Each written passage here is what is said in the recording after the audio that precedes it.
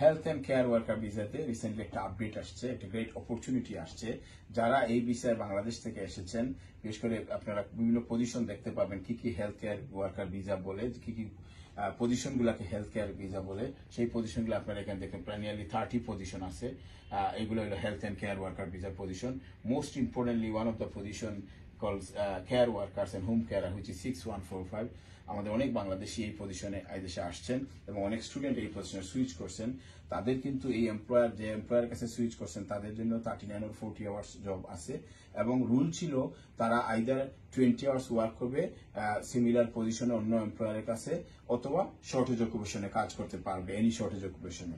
But recent ল যেটা আসছে, যে চেঞ্জটা আসছে, সেটা হলো তারা অন্য কেয়ার ওয়ার্কার অথবা অন্য কোম্পানিতে তারা এডিশনাল ওয়ার্ক করতে পারবে age many hours age they like. এটা 20 আওয়ার্স আর রেস্ট্রিকশন নাই, বাট এটা হতে হবে শুধু হেলথ কেয়ার পজিশন গুলাতে।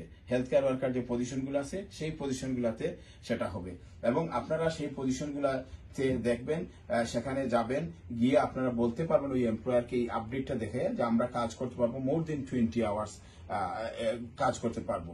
এবং আপনারা যারা এই ভিসায় শুধু আসছেন তারাই চেঞ্জ করতে, কেউ যদি শেফ ভিসে আসেন এবং ওইসব পজিশনে গিয়ে কাজ করতে চান শর্টেজ অকুপেশন, সেখানে কিন্তু 20 আওয়ার। কেউ যদি কেয়ারার ভিসে আসেন অনলি ওনারাই ওইসব পজিশনে গিয়ে করতে পারবে age many hours age they like. সেই অপরচুনিটিটা হলো 6 মাসের জন্য। 6 মাস পরে এটা রিভিউ হবে আবার, তো আপনারা চেক করবেন যে এটা রিভিউ হয় কিনা। নর্মালি গভর্নমেন্ট কোনো কিছু আনলে সেটা অটো রিনিউ হতে থাকে, বাট এটা আপনারা চেক করবেন এটা আবার রিনিউ হলো কিনা।